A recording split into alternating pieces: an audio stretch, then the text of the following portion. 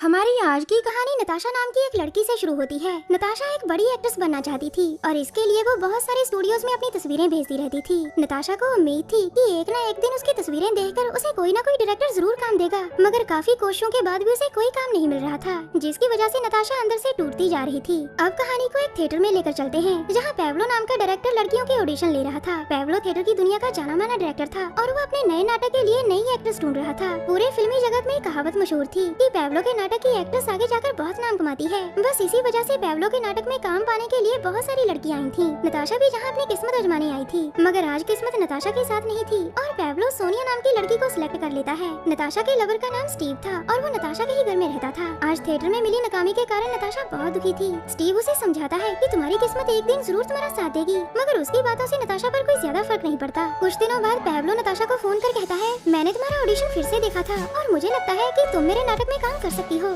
ये सुनकर नताशा का चेहरा खिल जाता है और पैब्लो से स्टूडियो में आकर मिलने को कहता है। थोड़ी देर बाद नताशा स्टूडियो में पहुंच गई थी, जहां सोनिया पहले से ही रिहर्सल कर रही थी। नताशा को स्टूडियो में देखकर वो उससे यहाँ आने का कारण पूछती है, लेकिन नताशा उसे कुछ भी नहीं बताती। इसी बीच पैब्लो वहाँ आकर नताशा से कहता है, तुम्हें मेरी एक्ट्रेस की बहन का रोल निभाना होगा और मेरी एक्ट्रेस सोनिया है। ये सुनकर नताशा हैरान होती है और फिर पैब्लो को ना बोलकर वहाँ से चली जाती है। कुछ देर बाद पैब्लो घर जाने के लिए मेट्रो स्टेशन पर आ गया था। उसका इंतजार कर रही नताशा उसे रोककर कहती है, मुझे बस एक मौका चाहिए, अगर आपने मुझे एक्ट्रेस बनने का मौका नहीं दिया तो मैं ट्रेन के आगे कूदकर अपनी जान दे दूंगी। उसी पर वहाँ एक ट्रेन आती है और नताशा उसकी तरफ बढ़ने लगती है। नताशा को ट्रेन की तरफ जाते देखकर पैब्लो जल्दी जल्दी उसे वापस खींचता है। अगर वो समय रहते उसे ना खींचता तो नताशा के साथ कुछ भी हो सकता था। इसके बाद नताशा उसी ट्रेन में बैठकर चली जाती है जिसके आगे वो कूदकर अपनी जान देने वाली थी। थोड़ी देर बाद नताशा को पैब्लो का फोन आता है और वो उसे अपने नाटक में एक्ट्रेस बनाने के लिए मान जाता है। इस फोन के बाद नताशा और स्टीव बहुत खुश थे और वो पूरी रात नाचकर जश्न मनाते हैं। अगले दिन नताशा स्टूडियो में आकर रिहर्सल शुरू कर देती है। पैब्लो ने उसे अपने नाटक में इसलिए मौका दिया था क्योंकि वो ये देखना चाहता था कि जो लड़की उसके नाटक में काम पाने के लिए अपनी जान देने को तैयार हो सकती है, वो मौका मिलने पर कैसा काम करेगी।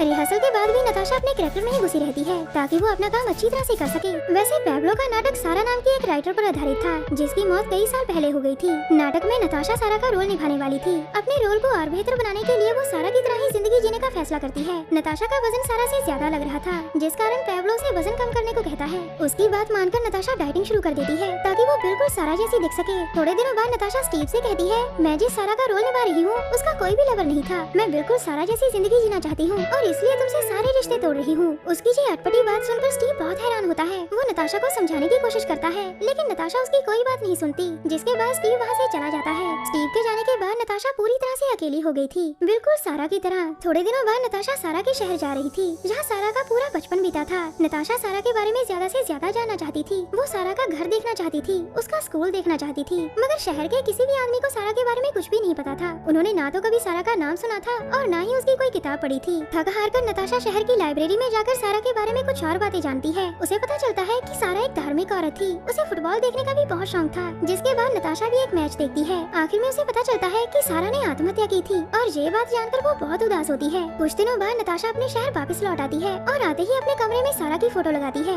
इसके बाद वो बिल्कुल उसी की तरह स्मोकिंग भी करने लगी थी। एक दिन स्टीव नताशा को मनाने उसके घर आता है ताकि वो दोनों फिर से साथ साथ रह सके। नताशा अपने घर में सारा को पूज रही थी और ये सब देखकर स्टीव उसका मजाक उड़ाता है। वो उसे पागल कहकर हमेशा हमेशा के लिए वहाँ से चला जाता है। अगले दिन नताशा एक कदम और आगे बढ़ती है। अब वो उसी तरह के कपड़े भी पहनने लगी थी जिस तरह के कपड़े सारा पहनती थी। नताशा लगभग उसी तरह की जिंदगी जीने लगी थी जिस तरह की जिंदगी सारा जीती थी। अब बस सिर्फ एक चीज की कमी थी और इस कमी के दूर होते ही नताशा पूरी तरह से सारा में बदल जाती है। दरअसल सारा का कोई लवर नहीं था क्योंकि वो सिर्फ औरतों से ही सुगंध बनाती थी। नताशा ने भी स्टीव को इसीलिए छोड़ दिया था ताकि वो भी सारा की तरह औरतों से सुगंध बना सके। सच में दोस्तों, हमारी नताशा अपने रोल के लिए पूरी तरह से पागल हो चुकी थी। उसे एक पार्टी में लीडा नाम की एक लड़की मिलती है जो दिखने में बहुत खूबसूरत लग रही थी। पार्टी के दौरान वो दोनों एक दूसरे को ध्यान से देखती है और फिर देखते ही देखते एक दूसरे को पसंद भी कर लेती है। थोड़ी देर बाद नताशा लीडा को लेकर अपने घर आती है, जहाँ आकर वो पहले दारू पीती है और फिर एक दूसरे से सुगंध बनाती है। हमारी नताशा पूरी तरह से सारा बन चुकी थी और इसकी झलक उसकी एक्टिंग में भी दिखने लगी थी। पैब्लो उसकी एक्टिंग देखकर बहुत खुश था क्योंकि जिस तरह की वो एक्टिंग चाहता था नताशा बिल्कुल वैसे ही एक्टिंग कर रही थी।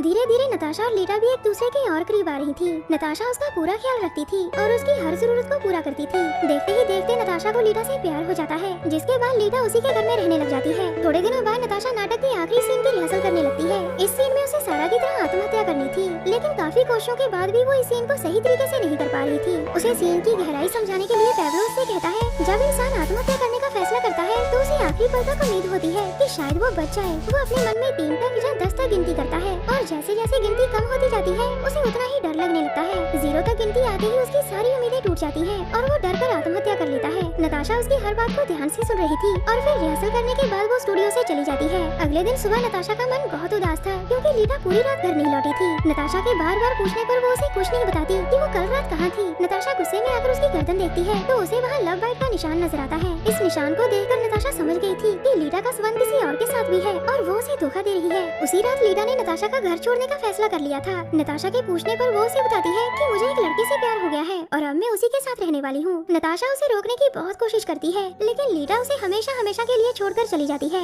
दरअसल नताशा को लीटा से प्यार हो गया था। वो उसके साथ ही पूरी जिंदगी बिताना चाहती थी लेकिन उसके जाने के कारण वो अंदर ही अंदर टूट चुकी थी। थोड़े दिनों बाद नताशा फिर से नॉर्मल होकर अपने काम पर ध्यान देने लगती है। लीटा के जाने के बाद वो एक बार फिर से अकेली हो गई थी जिस कारण उसे अपना घर खाली खाली सा लगने लगा था। कुछ दिनों बाद पैब्लो का नाटक शुरू हो जाता है और नताशा की एक्टिंग देखकर सभी बहुत हैरान होते हैं। नताशा ने बिल्कुल सारा की तरह एक्टिंग की थी और हम सब जानते हैं कि इसके लिए उसने कड़ी मेहनत भी की थी। सारा की जिंदगी जीते जीते नताशा को पता चल जाता है कि सारा ने आत्महत्या इसलिए की थी क्योंकि उसका कोई दोस्त नहीं था। जी हाँ दोस्तों, इस कहानी में हमें यही बताया गया है कि हमें अपने काम के लिए इतना भी पागल नहीं होना चाहिए कि हम अपनी जिंदगी में अकेले पड़ जाएं। नताशा ने भले ही अच्छी एक्टिंग करके बहुत तारीफ पा ली थी लेकिन वो इसकी खुशी किसी के साथ शेयर नहीं कर सकती थी क्योंकि नताशा के पास कोई भी अपना नहीं था। हमारी वीडियो देखने के लिए धन्यवाद।